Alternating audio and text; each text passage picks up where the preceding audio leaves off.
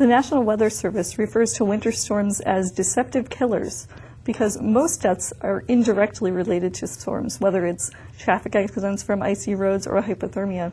That's why it is very important to be prepared. I'm here with David Gervino with DuPage County Office of Homeland Security and Emergency Management. Thank you for being here. Thank you for having me. This is a really important topic for everyone, especially this time of year. Can you talk about how you should first start to get prepared for the winter season? Definitely. When we look at preparing for anything, whether it be the winter season or summer heat, there's 4 basic steps that we encourage people to follow. And those steps are to get a kit, make a plan, be informed, and get involved. So we can start out by talking about getting a kit. When we talk about putting together a kit, it's an emergency supply kit that has enough supplies to last you and your family, including your pets, for up to 3 days. So, if we think back to the February 2011 blizzard, many of us were snowed in and unable to get out. Or even if we were able to get out and the roads were clear and we were able to get to the store or to a restaurant, those places were closed because the people who worked there were not able to get there. So think about the different things that you need or would have needed in that type of situation. You need water. Well, FEMA suggests that each family have enough water to last people 3 days, which is generally 1 gallon of water per person per day. Okay.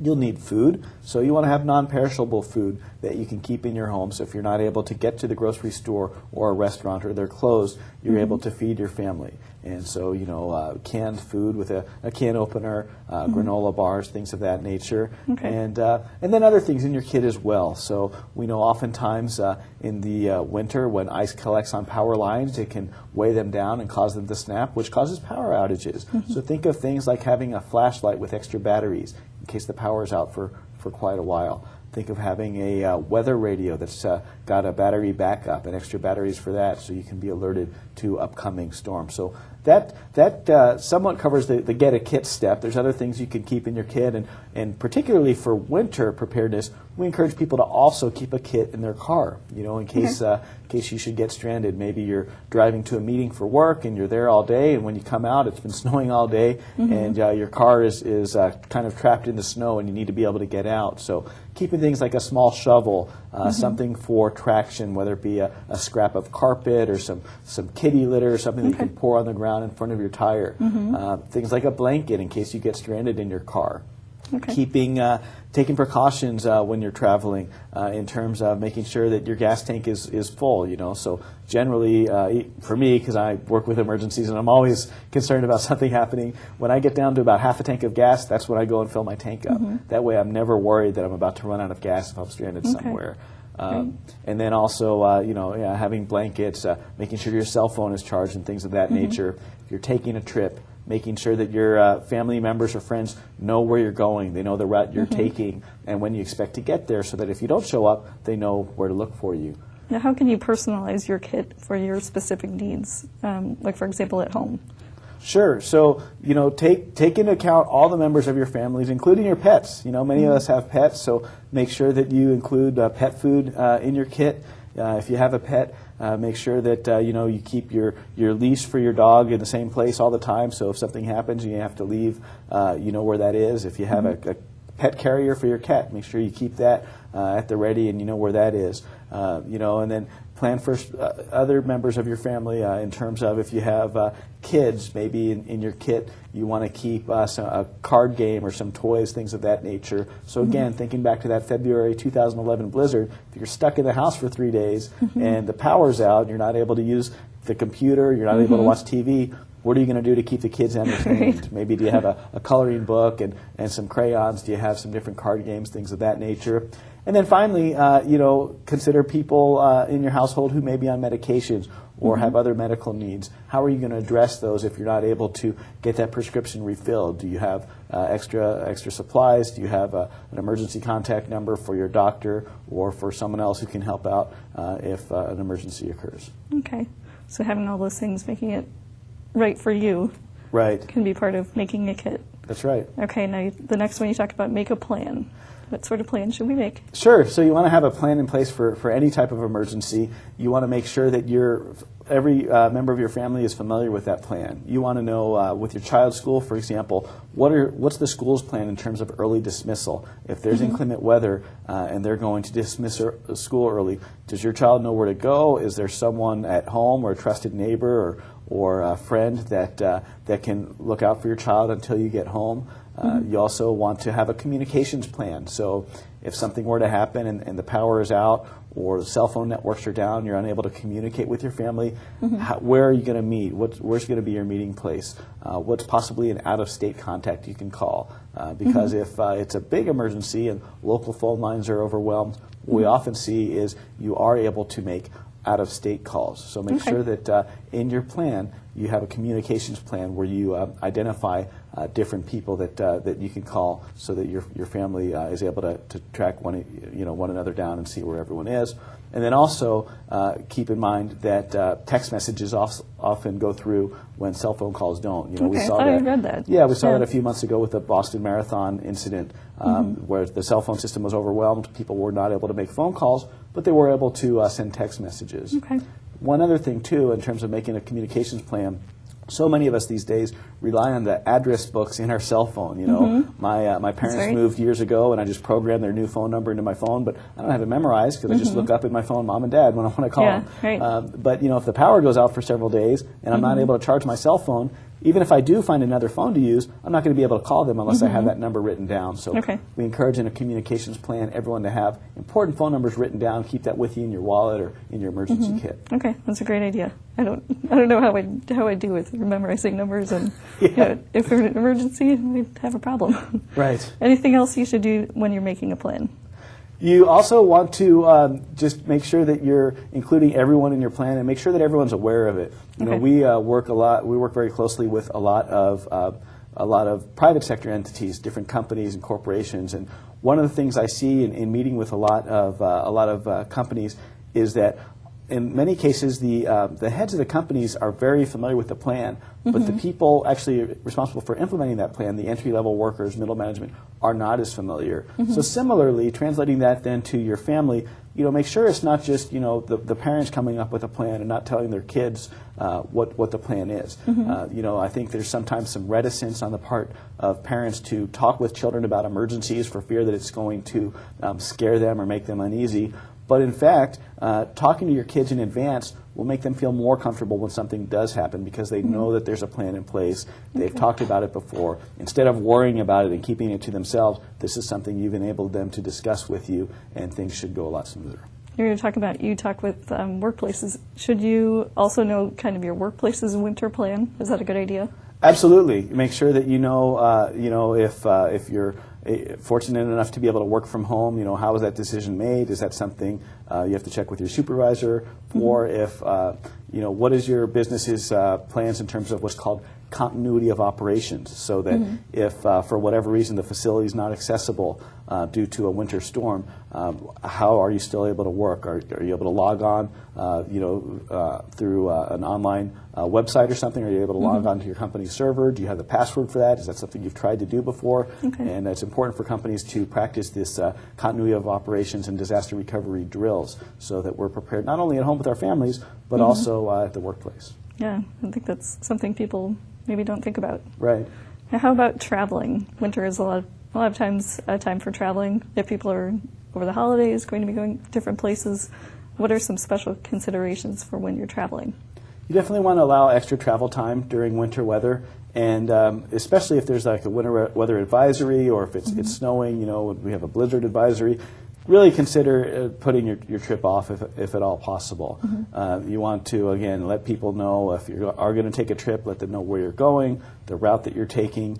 Make sure you have that kit in your car. Take some water with you. The challenge with winter weather and having a kit in your car is water freezes. Right. So you probably don't want to just leave water in your car, but make sure you have some water and some food in case something were to happen and you already get stranded. And for any meeting, I mean, even last year in the middle of the summer, I took what I thought was just going to be a day trip down to Springfield, and I wound up getting stranded in my vehicle, and it looked like I was going to need repairs overnight. So that's something you have to think about. Even if you're just taking a trip for the day, what if you get stuck out of town for a few days? like in my case, I was concerned I have a dog at home. Well, who's going to take care of my dog? Well, luckily I had a plan in place, a friend who could go and let my dog out. What about medications? Do you take enough medications with you so that if something does happen, you'll be okay for a few days till you can get back home? Okay, so some great things. Now, how about when you're traveling winter weather, making sure your home is safe as well? Yeah, you want to make sure your home is safe. You know, one of the largest causes of house fires, which home fires are by far the largest disaster that we see here in DuPage County and really in this region. One of the largest causes of that is through unsafe heating sources. So someone's using a space heater or something like that. They're not following the safety precautions. They're not keeping that at least 3 feet away from drapery and other combustible materials. Another issue or challenge that we have is with carbon monoxide, where people, maybe their furnaces haven't been inspected by a licensed contractor recently, and they're not venting properly to the outside. So that's why we encourage everyone to have a carbon monoxide detector and make sure that that's working, make sure you test that, and if it goes off, get out of the house, call the fire department, and have that checked out. Right, and I know the Wheaton Fire Department encourages everyone, when you change your clocks for daylight savings, it's also a good time to change the batteries of both carbon monoxide and your fire alarm. That's right. Over the years, I think we've done a fairly good job in letting people know about smoke detectors. But carbon monoxide it's something we don't talk about a lot, but it's really important. They call it it's a silent killer because it's odorless, it's tasteless, and you don't even know you're being exposed to it until it's too late. So that's why the detector is essential to have. And for the past few years, I know it's been Illinois law to have a carbon monoxide detector in your house, correct? That's right. By Illinois state law, every residence is required to have one carbon monoxide detector. Yeah, that makes me think about if the power goes out, there are often issues with generators as well. Isn't that correct? Yeah, it's great. Some people are fortunate enough to be able to have a generator, and that's great, but you want to make sure that you're keeping the generator outside, that's being vented to the outside. You don't want to be using a generator or propane or charcoal grill or anything like that inside your home. So you want to be aware of that. Generators are a great thing to have, but you need to use them safely. Of course, there's different types. Some use natural gas, others use fuel, and you want to make sure that fuel is also stored at a safe place. Okay, because that could also be a carbon monoxide risk. Right, and also the fuel could be a fire hazard too. Well, let's talk about how you can be informed, the next step of the process. Sure. By far the best way to be informed is to have a NOAA weather radio. And, there's a misnomer because it's called a weather radio, but it's really designed to alert people of all hazards. So you can receive not only winter weather alerts through a weather radio or blizzard warnings, but you can also receive amber alerts. If there's some type of terrorism advisory, something like that, you can receive via this weather radio. There's a couple of different types of weather radios. There's the smaller kind that's got like a hand crank and batteries, which is good to have in a kit so that if something happens and you have to go to safety, you have that with you and you can use it. But what we encourage people to have is a weather radio that's plugged into the power outlet and has a battery backup. The newer kind you can program. It has what's called SAME technology. That's SAME. It stands for Specific Area Message Encoding.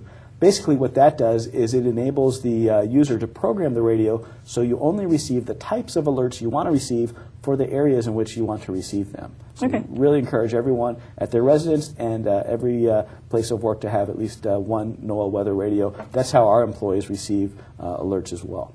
Okay, so you can watch out for those winter weather warnings or advisories. That's right. That's right. And I'm sure the city of Wheaton probably has emergency alert systems as well, and probably on your website people can find out information about that. Right. And at DuPage County government we use Nixle and several different systems. But what we find is advanced technology is great, but the more advanced technology gets, the more points of failure you have. So that's why we really push the importance of weather radios, because it uses very simple broadcast technology. So even if cell phone networks and other things fail, that weather radio is likely to still work.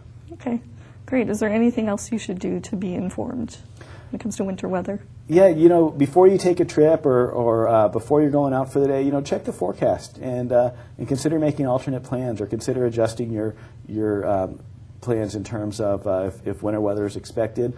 Also be informed of, as you mentioned at the beginning of our talk today, that it's not the actual winter weather many times that causes harm or kills people. It's the effects of it. In the February 2011 blizzard, we had between five and 8, I can't remember the exact number, but snow-related deaths, and it wasn't from traffic collisions or anything other than people shoveling snow. Wow. People having heart attacks, and that's something that happens often.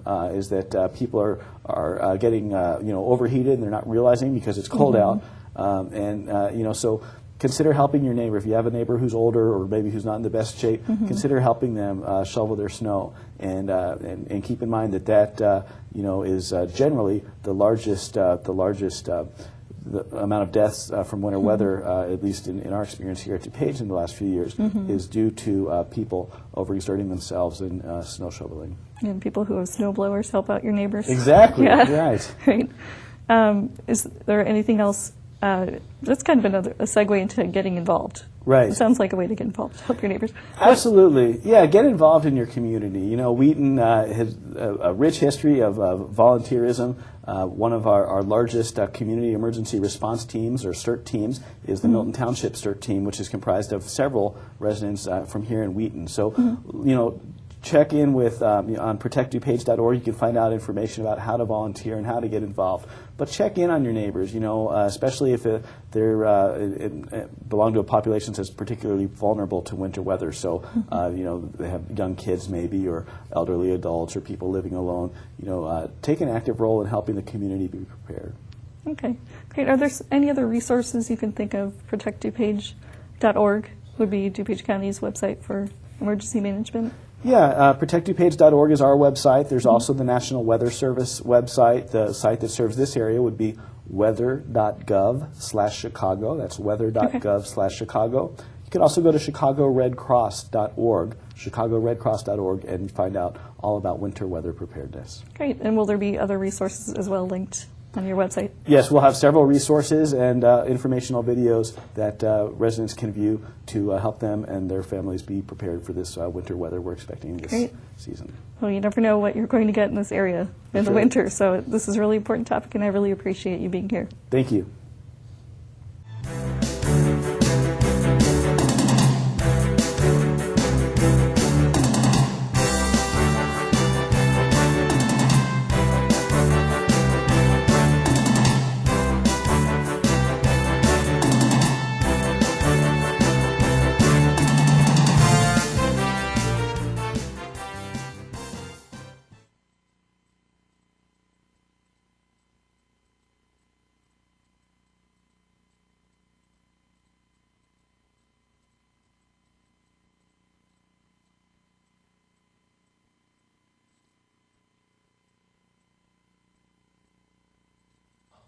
Hi, I'm David Gervino with the DuPage County Office of Homeland Security and Emergency Management.